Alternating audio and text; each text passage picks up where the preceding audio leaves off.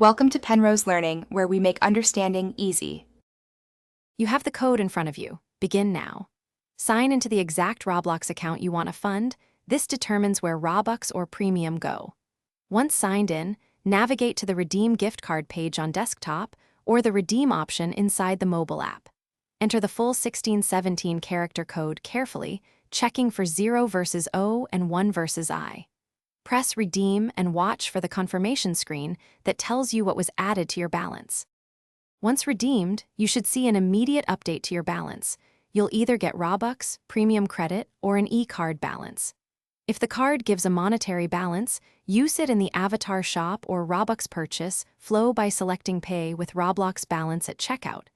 Make sure to allocate funds exactly how you want. Premium activates automatically if indicated. Otherwise, spend the balance on Robux bundles. Keep an on-screen confirmation or emailed receipt in case you need proof later. Finish by verifying the added Robux or Premium on your account page and in billing history. Make sure the correct account shows the funds. If the code fails, pause and re-enter it.